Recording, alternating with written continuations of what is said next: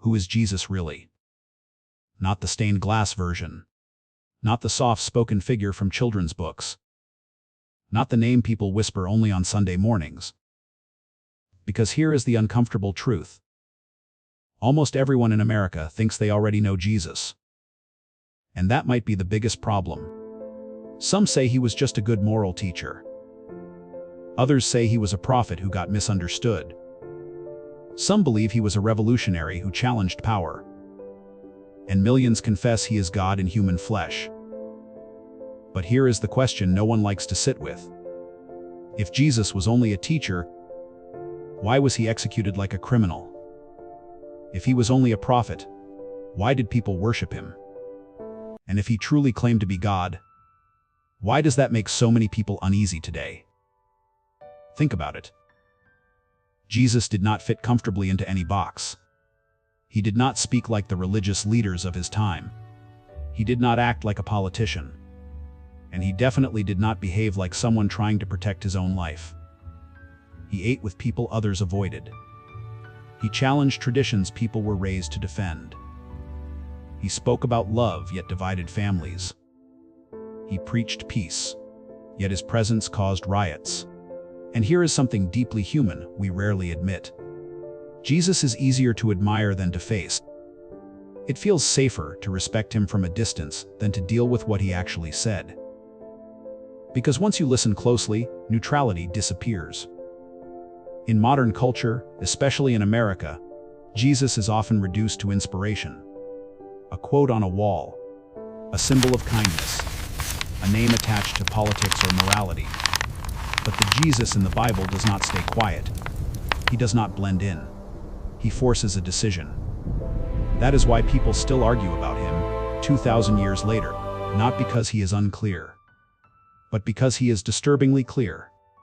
So before we go any further, pause for a moment. Ask yourself this honestly. Who do you think Jesus is? And where did that idea really come from? Because by the end of this story, you may realize something unsettling. The real Jesus is far more challenging and far more personal than we were ever told. And once you see him clearly, everything else begins to shift. When Jesus appeared in first century Judea, people were not waiting for sermons. They were waiting for rescue. Rome controlled their land, their taxes, their dignity. Soldiers watched every move. Hope felt heavy and fragile.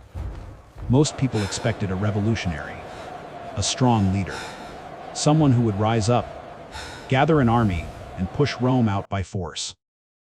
They wanted a Messiah who looked powerful, sounded fearless, and crushed their enemies. Jesus walked into that expectation and disappointed almost everyone. He did not call people to pick up swords. He told them to love their enemies. He did not promise political freedom. He spoke about a kingdom no one could see. He did not stand with zealots or rebels. He walked past them and sat with fishermen, women, children, and the poor. That confused people. It still does. Some began to say he was only a religious teacher, a rabbi with wise words, someone good to listen to, but not someone to follow too closely. Because teachers inspire. Revolutionaries disrupt. But here is the tension most people miss. Jesus disrupted everything without lifting a weapon. He challenged authority without overthrowing governments. He threatened power without ever trying to take power. Religious leaders felt it first. Crowds sensed it next. Something about him made people uncomfortable. Because he refused to play the role they assigned him. He talked about freedom, but not the kind Rome feared. He talked about chains, but not the ones people could see. He spoke about sin, pride, hypocrisy, and fear. The kind of enemies that live inside a human heart. And that kind of message cuts deeper than politics ever could. Here is the uncomfortable thought. If Jesus had raised an army, history would have understood him. If he had chased power, the story would make sense. But he chose a slower, quieter, more dangerous path. A revolution of the soul. So people were left confused. Was he too weak to fight? Or was he fighting a battle no one expected? Because maybe Jesus was not refusing to be a revolutionary. Maybe he was redefining what revolution actually means. And that question lingers. Because if his revolution was never about Rome, then it might still be happening now. Jesus was not killed by criminals first. He was rejected by religious leaders. That truth is uncomfortable, because it forces us to look deeper than politics or Rome. It forces us to look inside religion itself. The leaders of that time knew Scripture. They memorized laws. They guarded tradition with passion. From the outside, they looked holy, respected, untouchable. Then Jesus arrived, and he did not attack sinners. He ate with them. He healed them. He listened to them. But when he faced religious leaders, his voice changed. Sharper, clearer, almost painful. He called out hypocrisy. He exposed pride hiding behind prayers. He challenged systems that valued appearance more than compassion. And that shook the foundation of their authority. Here is what made Jesus dangerous. He did not break the law. He fulfilled it. And by doing that, he revealed how empty their performance had become. People started listening to him instead of them. Crowds followed him. Authority began to shift, not through force, but through truth. Religious leaders feared losing control, not just power, but identity. If Jesus was right, then their entire system was wrong. Their sacrifices, their rules, their status. And that kind of threat feels personal. Jesus healed on days they forbade healing. He forgave sins they believed only God could forgive. He spoke with authority they could not explain or contain. Worst of all, he made God feel close. Not distant. Not locked behind rituals. Close enough to touch broken people. That terrified them. Because when God is close, masks fall. Titles mean less. And hearts are exposed. So their hatred grew quietly. Not loud at first, it hid behind concern. Behind tradition. Behind the claim of protecting truth. But beneath it all was fear. Fear of losing control. Fear of being exposed. Fear that Jesus was revealing something they did not want revealed. And this is where the story becomes personal. Because the question is not only why they hated him. The question is why people still resist him now. Not because he lacks love, but because he sees too clearly. And that kind of light is hard to stand in. There is a reason this moment changed everything. A reason people picked up stones instead of asking questions. Jesus did not walk around shouting that he was God. He did something far more dangerous. He used words his audience understood immediately. When Jesus said, "I am," the room went quiet. Not because it sounded poetic, but because it echoed a sacred name. The name God revealed to Moses at the burning bush. To modern ears, it sounds subtle, almost easy to miss. But to first-century Jews, it was unmistakable. It was a claim no prophet would ever dare to make. They knew exactly what he was saying. And they reacted with shock, anger, fear. Because if Jesus was telling the truth, then he was not just a teacher, not just a healer, not even just a Messiah. He was placing himself in the very identity of God. This is where many people feel tension. Some say Jesus never claimed to be God. That later followers exaggerated his words. That history slowly changed the story. But that explanation falls apart under pressure. If Jesus never made divine claims, why did religious leaders accuse him of blasphemy? Why did they say he made himself equal with God? Why did they decide he deserved death? No one gets executed for being a moral teacher. Jesus forgave sins, not symbolically. Directly. He accepted worship without correcting it. He spoke with authority that bypassed tradition. And when confronted, he did not step back. He did not soften his language. He did not say, "You misunderstood me." He leaned in. That is what makes this moment so human and so unsettling. Jesus leaves no comfortable middle ground. He does not allow admiration without commitment, respect without surrender, because if he is not God, then his words are reckless, dangerous, even deceptive. But if he is God, then ignoring him becomes impossible. This is why the question still matters today, not as theology, but as a personal crossroads. When Jesus said, "I am," he was not just revealing who he was. He was forcing everyone listening to decide who they would be in response. And that decision still stands. When people talk about Jesus and miracles, they often miss the point. They imagine power, drama, a display meant to impress crowds and silence critics. But when you slow down and really look, Jesus' miracles feel strangely personal. He did not perform them on stages. He did not schedule them for attention. Many times, he even told people not to tell anyone. That alone should make us pause.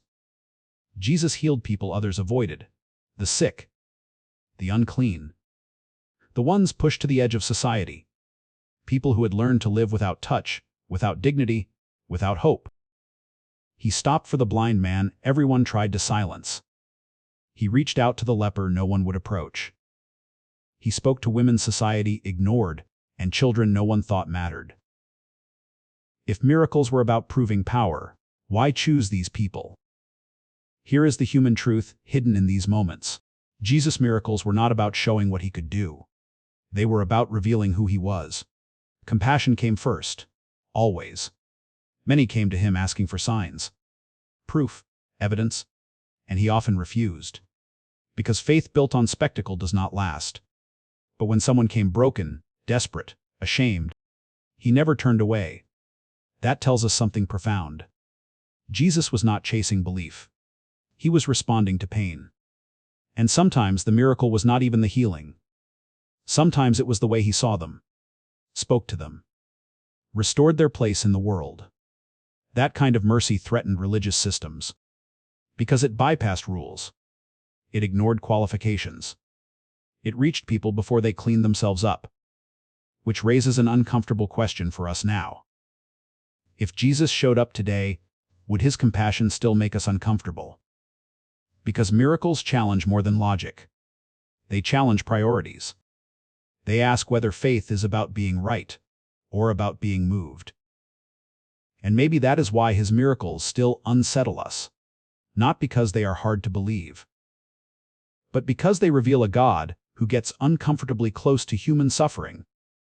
And once you see that, you have to ask yourself, what kind of God does that? Nothing about the cross made sense. Not then. Not now. In the ancient world, the cross was not a symbol of hope. It was a warning, a public message from empire to victim. This is what happens when you lose. Crucifixion was slow, humiliating, designed to strip a person of dignity before life left their body. No hero was supposed to end this way. Yet this is where Jesus' story leads.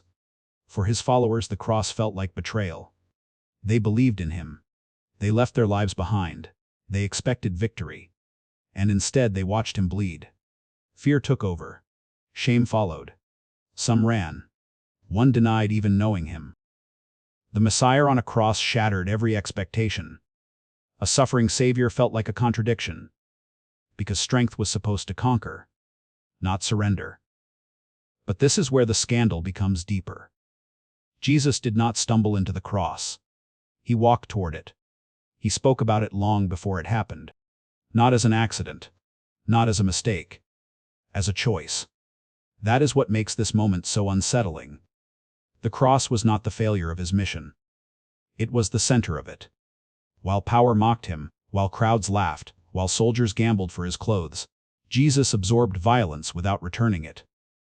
No revenge, no escape. No last-minute miracle. Only silence, pain, and surrender. This kind of love confuses us, because it does not look strong. It does not look victorious. It does not protect itself. Yet something about the cross keeps pulling people back, not because it is beautiful, but because it is honest. It tells us that God did not save the world from a distance. He stepped into suffering, into shame, into human fear.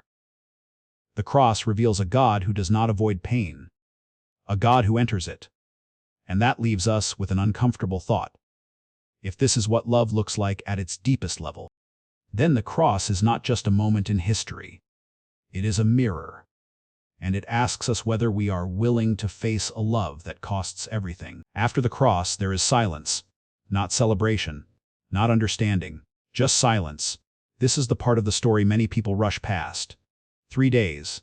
And yet those 3 days carry some of the deepest tension in the entire Bible. Jesus was dead. Not injured. Not unconscious. Dead. His followers hid. Locked doors. Whispered voices. Fear filled every room. They were not waiting for a resurrection. They were mourning a loss. And here is where the controversy begins. What happened during those 3 days?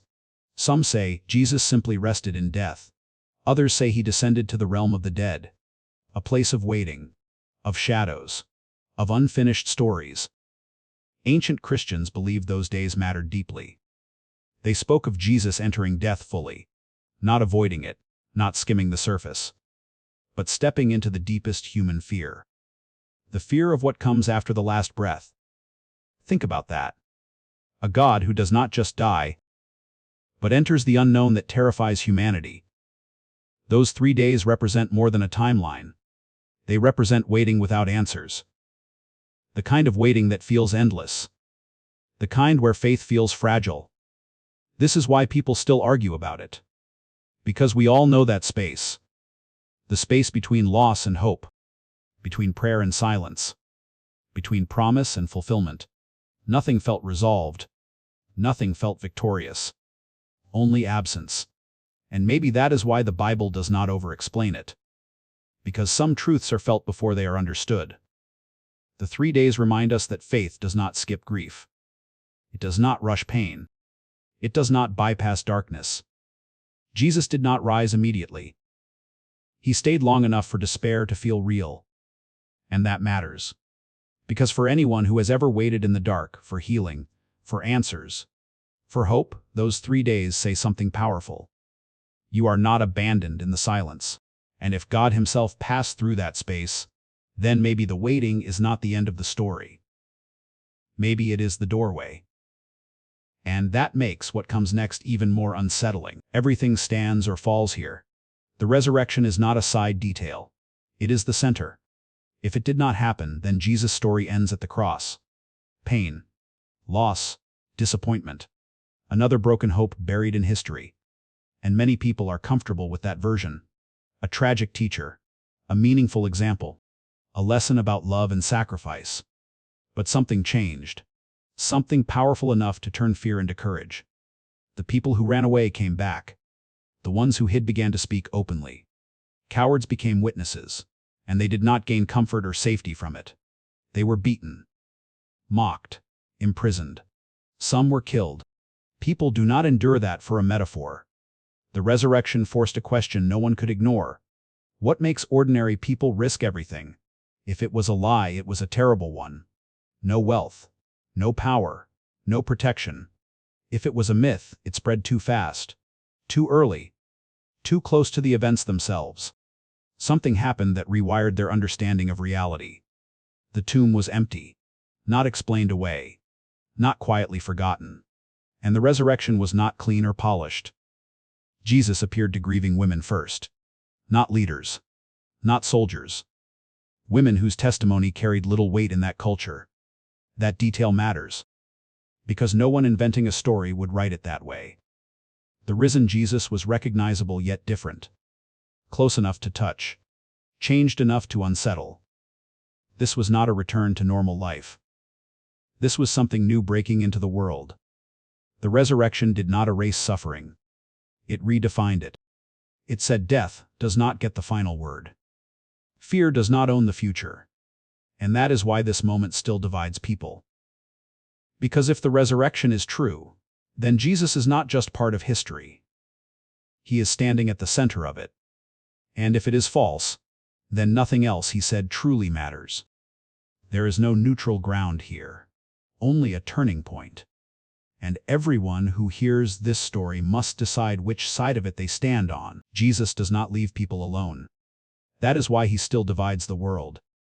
Many historical figures unite us in memory. We admire them, study them, then move on. Jesus is different. People do not simply remember him.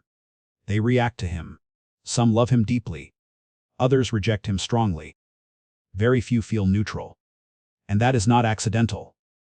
Jesus does not ask for casual interest. He does not invite simple agreement. He speaks to identity, to loyalty, to the core of who a person believes they are. He challenges pride and comfort at the same time. He speaks about love but demands surrender. He offers grace but calls for transformation. That combination unsettles people. In modern culture, we prefer control. We want truth we can edit, beliefs we can customize, a Jesus who fits neatly into our values. But the Jesus of the Bible refuses to be reshaped. He confronts both the religious and the skeptical. He challenges the moral and the rebellious. That is why some feel drawn to him, and others feel exposed. Jesus does not simply affirm. He reveals. He exposes hypocrisy in religion. He exposes emptiness in success. He exposes fear hiding behind independence. And when people feel exposed, they often respond with resistance. This is why debates about Jesus never stay polite for long. They touch nerves. They stir guilt. They awaken hope and fear in the same breath. Jesus divides because he asks a question that cuts through every culture. Who do you trust with your life? Not your opinions. Not your background. Your life. That question still echoes in homes, churches, universities, and quiet moments alone. It refuses to fade with time. And here is the uncomfortable truth. The world is not divided because Jesus is unclear. It is divided because he is clear enough to demand a response. You can admire him. You can argue with him. You can walk away. But you cannot ignore him forever. And that is why, after 2,000 years, Jesus still stands at the center of human conflict. Not with force, but with truth. After everything we have seen, the question becomes unavoidable. Not what history says. Not what churches argue. Not what culture prefers. But this: who is Jesus to you? Not as an idea, not as a symbol, but as a presence that keeps showing up. Because at some point the debates grow quiet. The noise fades. And what remains is a personal moment. Jesus does not force a conclusion. He invites one. Some people see him as comfort. Others see him as confrontation. Some find healing in his words. Others feel exposed by them. That reaction says more about us than about him. Jesus never chased crowds. He asked questions. He looked people in the eye. And he let them walk away if they chose to. That is what makes this ending open. Because faith is not inherited. It is not automatic. It is not cultural. It is chosen. You may admire Jesus from a distance. You may wrestle with doubts. You may feel drawn but uncertain. You may feel resistant but curious. All of that is human. The Bible does not end with a command to understand everything. It ends with an invitation to follow. And following always begins with a decision. So here is the final question. Not meant to pressure. Not meant to persuade. Only to pause. If Jesus is who he claimed to be, what would that mean for your life? And if he is not, why does his story still refuse to let go of you? The story of Jesus does not end with an answer. It ends with a choice. And that choice remains open.